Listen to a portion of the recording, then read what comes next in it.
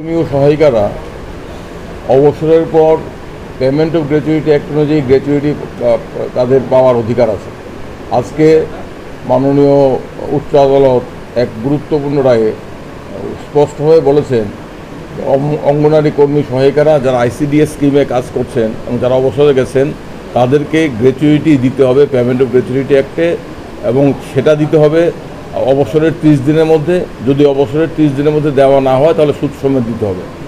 আমরা এই রায়ে আমরা খুশি, কারণ অঙ্গনারী কর্মী সহায়িকারা তারা তৃণমূল স্তরে সামান্য মজুরির বিনিময়ে অত্যন্ত গুরুত্বপূর্ণ দায়িত্ব পালন করেন। তারা বঞ্চিত।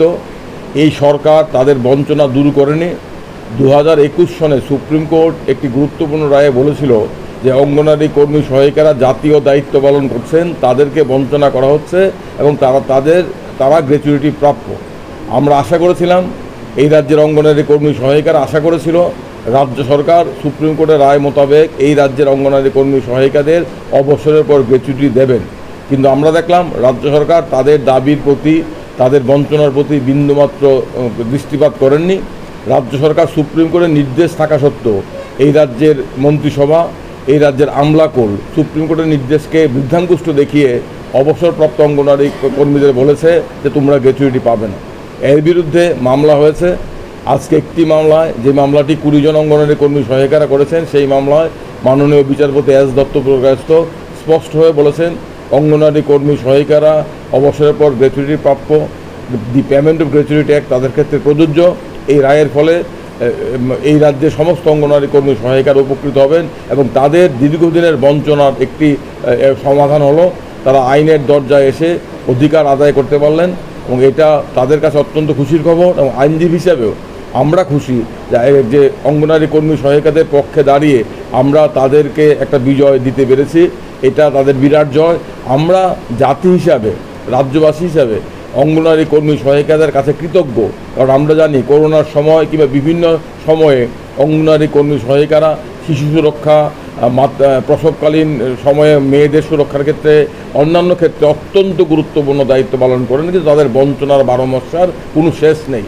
রাজ্য সরকার তাদের প্রতি অন্ধ, কেন্দ্রীয় সরকার তাদের কথা বলে না। মুখে মুখে নারী সশক্তিকরণের কথা বলে, কিন্তু কার্যত অশ্বডিম্ব। কিন্তু আদালতে এসে তারা রায় প্রতিষ্ঠা করতে পারলেন এবং আমার সহকর্মীরা বলেছেন আদালতে আসার ক্ষেত্রেও তাদেরকে ভয় ভীতি দেখানো হয়েছে, তাদেরকে বিভিন্নভাবে নিরস্ত করার চেষ্টা করা হয়েছে, কিন্তু তারা সাহস করে অধিকার অর্জনের জন্য আদালতে এসেছেন।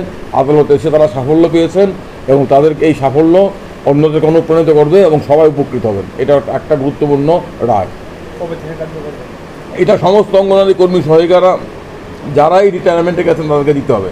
যারা মামলা করেছেন তাদেরকেও দিতে হবে, আর যারা মামলা করেননি তাদেরকেও দেওয়া উচিত। তাদেরকে আবার মামলায় ঠেলার কোনো অর্থ নেই। রাজ্য সরকার তাদেরকে দিতে হবে। আমরা আশা করি রাজ্য সরকারের সুবুদ্ধির উদয় হবে, আমলাদের মাথায় সুবুদ্ধি ঢুকবে, তারা এই রায় কার্যকর করবেন। এই রায় উচ্চতর আদালতও বহাল থাকবে আমরা নিশ্চিত। যদি রাজ্য সরকার এই রায় দ্রুত কার্যকর না করেন তাহলে একদিকে অঙ্গনারী কর্মী সহায়িকাদের লাভ হবে, তাদের সুদের পরিমাণটা বাড়বে।